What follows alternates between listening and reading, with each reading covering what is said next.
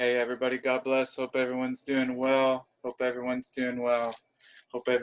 and pray everybody's seeking the Lord with all their heart, mind, and strength. And you guys, there's the way what is going to happen in the end times is going to be a lot different than most people think.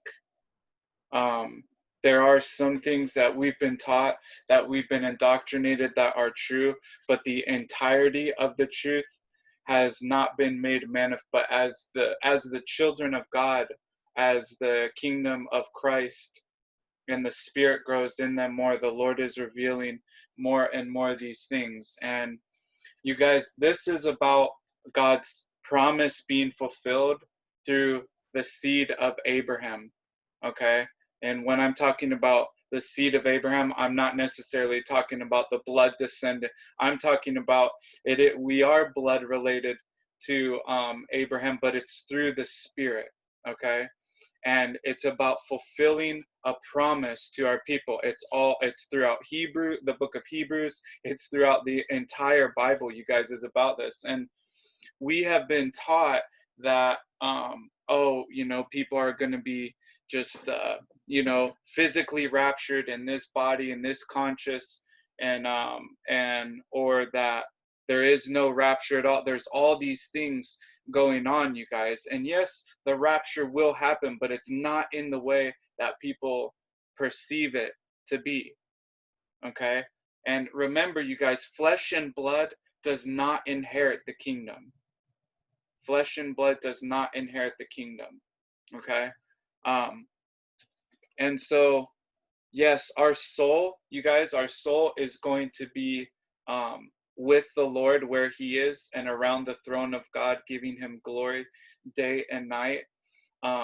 But there is 1,000-year reign of rest on earth for people physically on earth. That is what we are entering into, okay? And yes, you guys, there's going to be lots of persecutions that are coming, but all of these things are they are written that they would happen. And you guys, God's people, God's first fruits people, who his first fruits children, they are going to be established on God's holy mountains.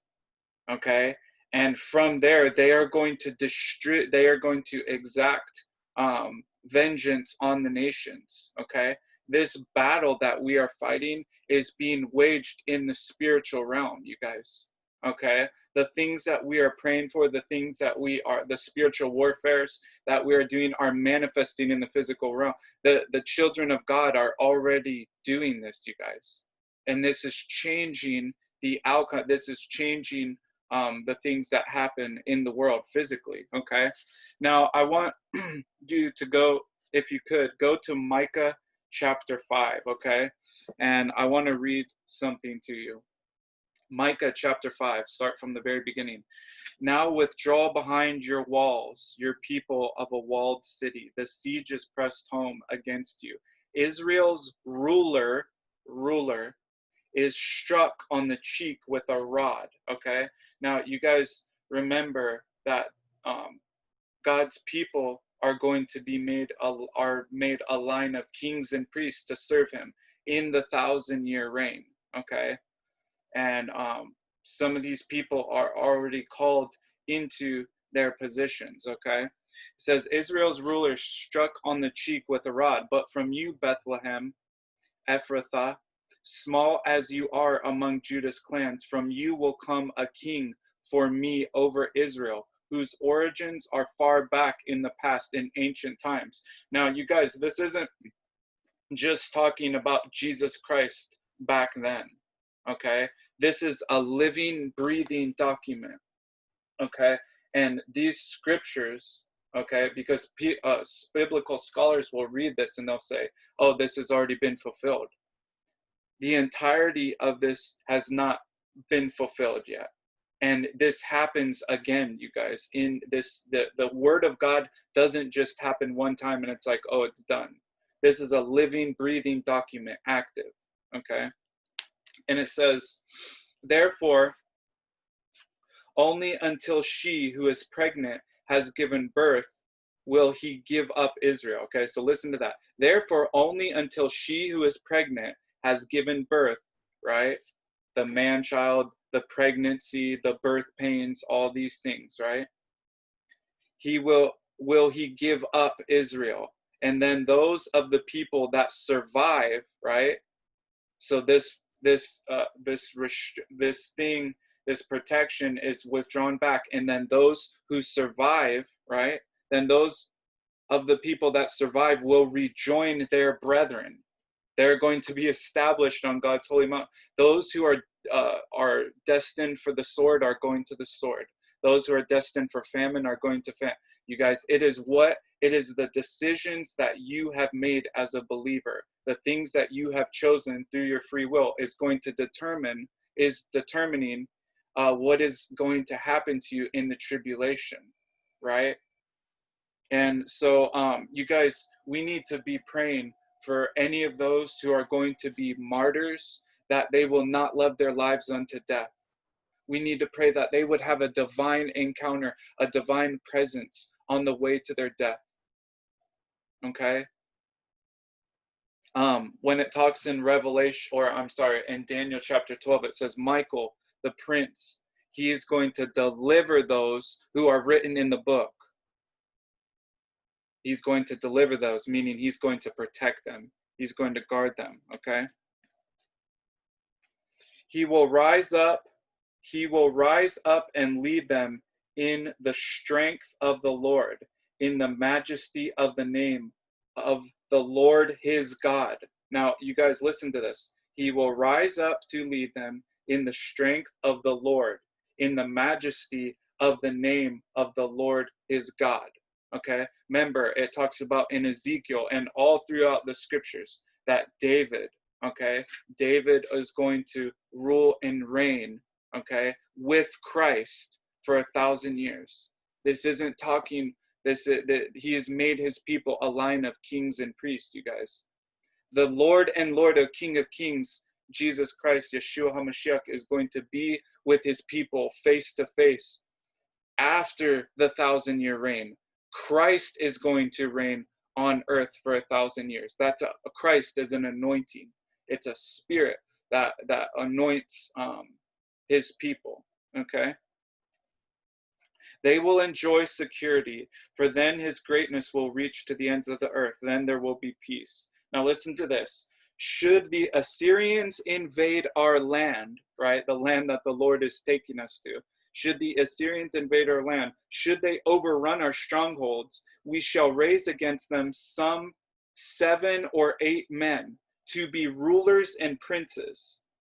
So we will raise up 7 or 8 men to be rulers and princes, and they will rule Assyria with the sword, and the land of Nimrod with drawn blades. They will deliver us from the Assyrians. Should they invade our land, should they encroach on our frontiers, all that are left of Jacob, dispersed among many peoples, will be like dew from the Lord, right?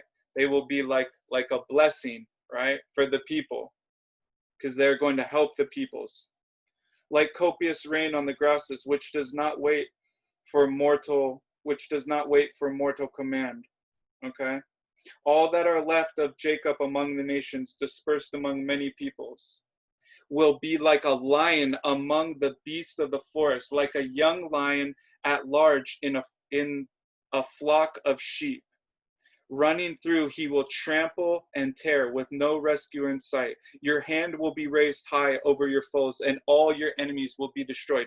You guys, God's people are going to be called. They are called, and they are going to be anointed and given. The Lord is with them in the spirit, and so when they battle against the forces of darkness and the enemies of Christ, the Lord comes to their aid, and actually their enemies get destroyed. These are the sons of Edom, the sons of Esau, the sons of Cain. Okay, they do not want Christ to reign on earth. They want the beast system to reign. Okay, and so they do not like the reign. They don't want that to happen, and they don't want judgment to be upon them. Hold on just a second. So I'm gonna show you some scriptures. Let's go into screen share. Okay, you guys, and if you go to Amos chapter 9, okay, it says, "In that day will I raise up," and you read this in context, you guys, read Amos 9. It doesn't even take very long. "In that day will I raise up the tabernacle of David that is fallen, and close up the breaches thereof, and I will raise up his ruins, and I will build it as in the days of old, that they may possess the remnant of Edom, and of all the heathen which are called by my name, saith the Lord that doeth this." Okay, "Behold, the days come, saith the Lord, that the plowman shall overtake the reaper, and the tender and the treader of grapes, him that soweth seed, and the mountains shall drop sweet wine, and all the hills shall melt." Okay, so they are going to possess. When you read this in context, you guys read it in context, okay? Because this isn't talking about something that has already happened, and I'm going to show you that right now.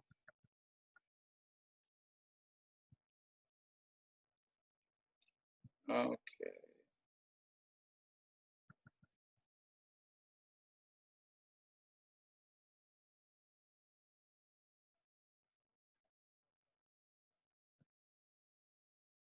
Okay, sorry about that, guys. But yeah, read chapter 9 in Amos, and read Jeremiah 16:16, you guys. See, it says here, "Behold, I send for many fishers," which is what we're doing, "saith the Lord, and they shall fish them. And after will I send for many hunters, and they shall hunt them from every mountain, from every hill, and from out of the holes of the rocks." Who are those? Those are what we call the oppressors, the wicked, the elites, right?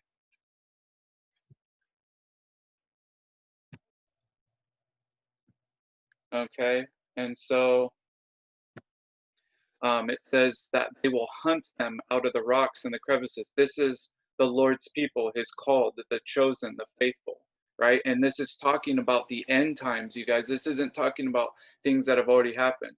See, it says, "Therefore, behold, the days come, saith the Lord, that it shall no more be said, the Lord liveth, that brought up the children out of Israel out of the land of Egypt," like with Moses, right?